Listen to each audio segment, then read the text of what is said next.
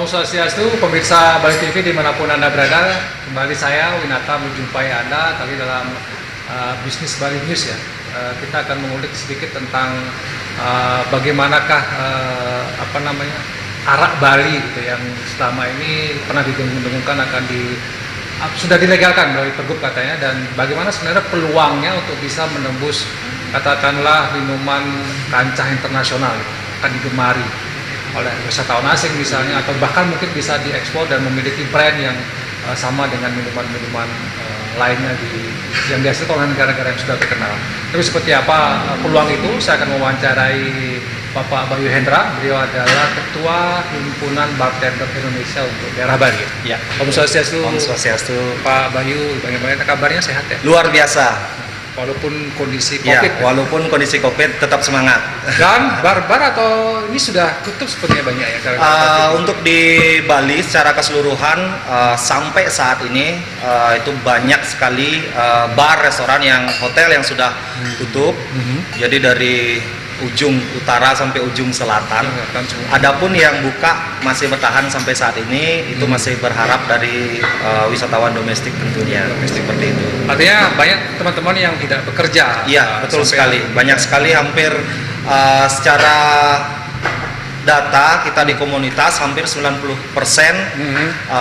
member atau teman-teman kita yang bekerja di lapangan, khususnya menjadi seorang bartender, itu banyak yang stay at home atau dirumahkan. Termasuk teman-teman yang di belakang ini. Iya, betul.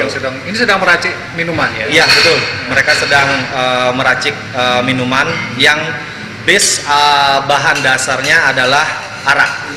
Ya. Kebetulan kita akan membicarakan tentang arak ini yang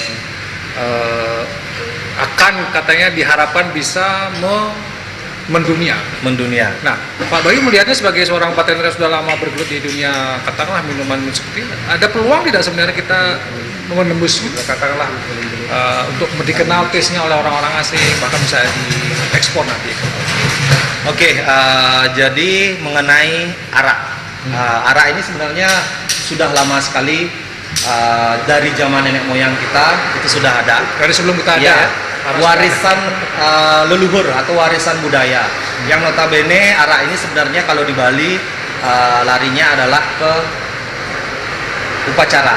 Ya, jadi di setiap upacara di Bali arak, brem, tua ini pasti ada. Seperti itu untuk pelengkap sebagai mediasi upacara tersebut. Yaitu. Nah, kaitan mengenai masalah arak Bali dari sisi sudut pandang kita, arak sebenarnya kita berbangga hati sebagai orang Bali, jadi memiliki lokal spirit atau Balinese spirit, ya, yaitu arak ini. Oke, pengenalan kata spirit itu yang paling penting. Lokal spirit itu sebenarnya ada konteks sebagai klasifikasi minuman atau seperti apa?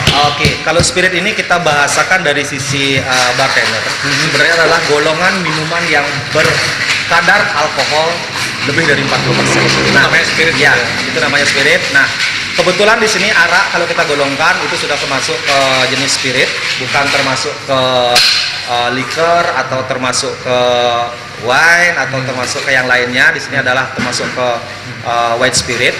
Nah, di sini arak yang kita punya sebenarnya bisa berkembang di dunia pariwisata.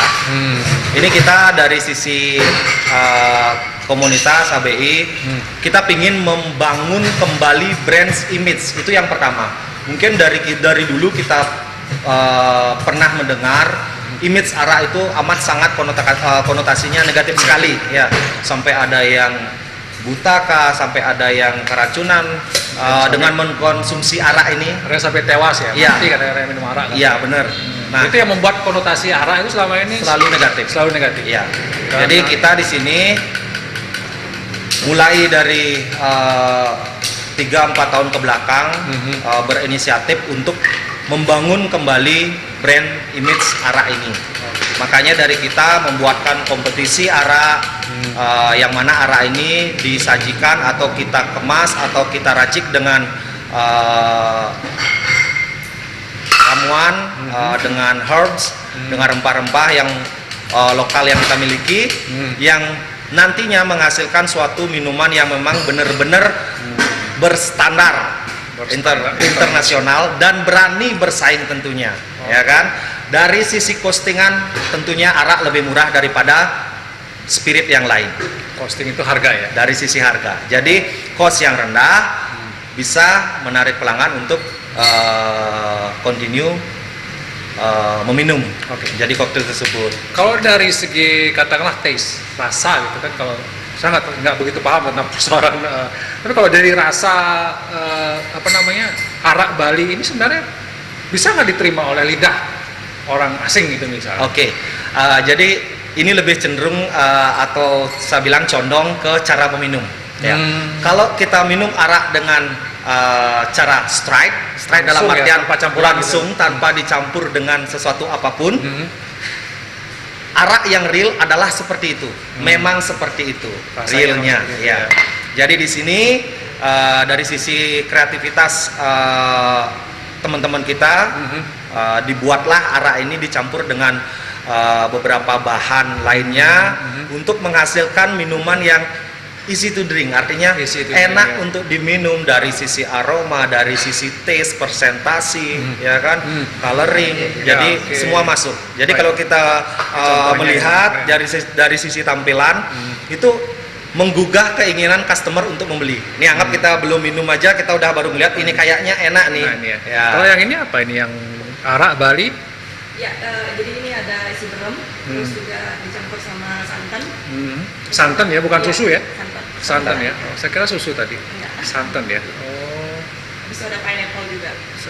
Pineapple itu nanas ya? Nanas ya. Ini nanas ya.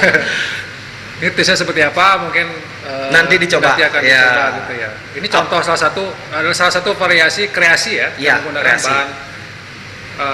Nah biasanya kalau, mohon maaf, minum sejumlah ini biasanya bisa bikin kita mabuk nggak gitu misalnya? Kalau dari sisi mabuk itu tergantung dari sisi tingkat ketahanan kita, kebiasaan kita. Tentu yang biasa minum sudah orang dewasa, gitu, yang tentunya. sudah bukan anak-anak gitu, bukan Betul. remaja ya. Kalau yang ini variasinya dari apa? Kalau ini namanya kayu manis, kita namakan kayu manis. Cinnamon, Ini sama. Ingredientnya itu dari arak juga, ada juga brem liquor. Brem ya? Ya, ini brem. Brem liquor, Brem liquor. manis kayak gula Bali kayak gitu. Nah, kita campur pakai Angostura bitter sama sirup. Kita homemade sirup, pakainya spice sirup. Jadi itu ada kayu manisnya, ada cengkeh juga. Aromanya lebih timbul ya. Aromanya lebih ya. Oke. Nah, kalau yang Pak Bayu, kalau kita boleh tahu yang variasi-variasi begini ini didasarkan kreasi dari kawan-kawan ini atau memang dibuat bersama-sama, rumusnya seperti apa gitu karena atau mereka sendiri? Ini pertanyaan yang bagus. Ini salah satu motivasi kita ke depan. Arak belum memiliki standar resipi. Contoh misalkan kayak klasik koktail pina colada, ya kan, yang campurannya hampir sama. Ada pineapple juice, ya kan, ada santannya, ya kan. Cuman kita di Bali saya bilang dulu, ini kita belum membakukan apa sih minuman kreasi yang bakal kita buat untuk arak ini. Oh gitu. Belum ada yang baku gitu. Belum ada yang baku. Makanya kita masih mencari-cari dengan kita membuat ajang kompetisi di Arak Bali Festival ini untuk menghasilkan nantinya minuman yang memang benar-benar dari sisi costingan rendah, dari sisi taste dan presentasi itu bagus untuk disajikan. Taste dan sajiannya bagus Iya, gitu. Dan itu bisa diterima oleh banyak orang gitu. Tentunya. Oke. Jadi belum ada bentuk yang pasti. Baku, ya. Ini tapi masih kalau kreasi. Kita bicara kreasi semuanya, ada berapa banyak kreasi? Kalau Pak Bayu tahu? Kalau dicari Banyak, hampir ratusan bahkan lebih ya untuk kompetisi yang kita buat 2 kali itu. Di samping itu kita ada komunikasi dengan beberapa teman, termasuk di sini pun sebenarnya kita menunya kita lebih condong ke arak. Seperti itu. Jadi mengkreasikan lokal spirit untuk dipresentasikan menjadi minuman bertaraf. Atau Pak Bayu mungkin tahu yang paling banyak ya, sampai saat ini yang paling banyak sering dipesan misalnya atau disukai oleh orang itu yang arak dicampur apa gitu ya? Nah, ini lebih cenderung ke selera lagi. Karena dari sisi varian arak ini sendiri, kalau kita misalkan lebih condong ke sweet atau manis, ya kan? Kadang ada yang tidak senang customer itu minum dengan rasa yang strong. karakter arak ini kelihatan kayak gitu. Saya minum biar lebih nyaman pokoknya, terutama untuk cewek ya kan. Makanya kadang-kadang kita selaku bartender itu harus bisa mengetahui keinginan para pelanggan ya kan. Jadi nanti dari sisi menu yang kita presentasikan kepada customer, kita di sana suggestion kepada customer.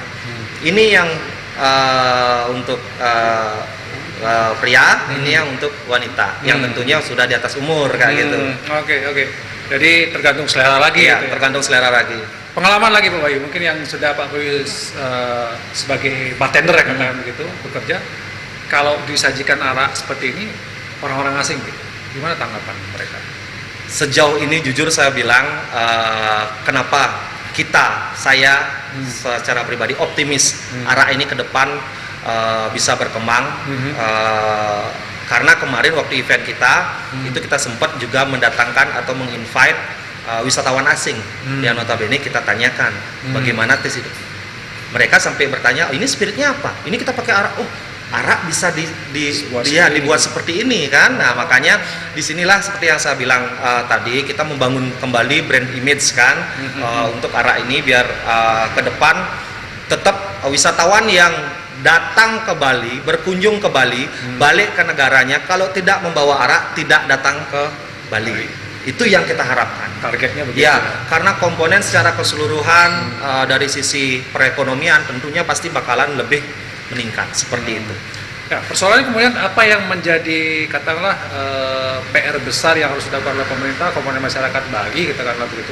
Pergub oke lah sudah gitu ya. Tapi kita implementasinya belum tahu seperti apa. Kalau menurut Pak Bayu, apa yang mesti dilakukan pemerintah supaya target seperti tadi, orang belum ke Bali rasanya kalau misalnya dia tidak pulang, kalau pulang tidak membawa arak. Apa yang mesti dilakukan pemerintah? Branding. Memperkuat branding ya. Betul. Karena kenapa? Image awal arak itu jelek karena konotasi yang negatif tadi.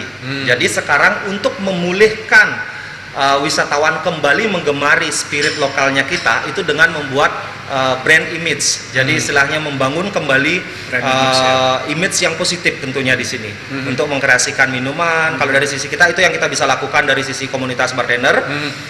Kita pingin istilahnya memfiling data ini hasil kreasi racikan dari arak seperti itu. Itu yang paling penting sekali karena dari sisi branding ini larinya nanti kalau sudah dari sisi mulut ke mulut, mulut ke mulut itu bakalan lebih meluas.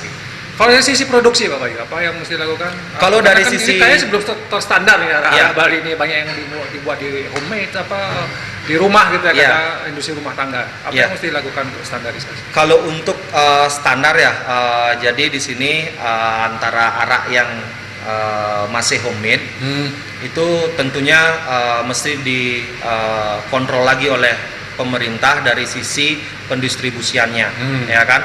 Kalau memang arahnya akan lari ke pariwisata, tentunya itu harus melalui proses, proses penyulingan yang steril, standar, ya kan, proses bottling yang fix ya. Artinya packaging pasti bakalan sangat penting sekali. Sama kayak kita berbusana itu berpengaruh sekali ya. Sama kayak tampilan arak. Packaging seperti ini ya, karena kita selama ini melihat ada arak yang cuma dikemas dalam botol minuman mineral gitu ya.